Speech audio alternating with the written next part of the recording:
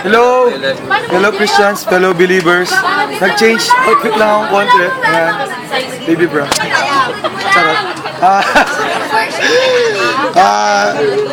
Susulitin ko na eh. Ngayon po, na-distract ako. Pag-usapan natin ay, na-experience nyo na po ba yung mga times na may tinitignan yung ibang tao or kung nga naglalakad ka tapos biglang may tinitignan sila tapos napapatingin ka? Experience nyo na. O kaya yung may kinukut-kut yung mga tao, tapos biglang titingin ka kung anong ginagawa nila. Experience na yan. Kasi ako na-experience ko na. Kasi alam nyo, na-realize ko, built-in sa pagkatao natin yan, yung pagiging maisyoso or curious. Yung kapag may ginagawa yung isang tao or may tinitignan siya, hindi natin mapigil yung sarili natin na tignan or alamin kung anong ginagawa niya. Guess nyo? Kasi yung relationship niya sa atin ay, alam nyo, kapag nakafocus tayo sa isang bagay, people can't help but focus or look on what we are focusing.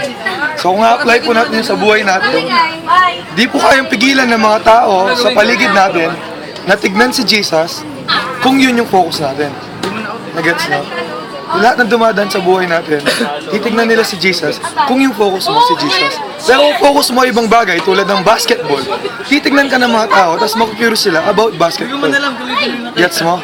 Pero kung nakatingin ka kay Jesus, yun yung focus mo, tapos nakita ka nila, maku-curious sila ba't ka nagbabasa ng Bible.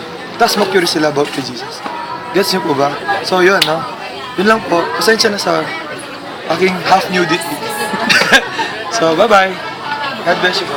Bye.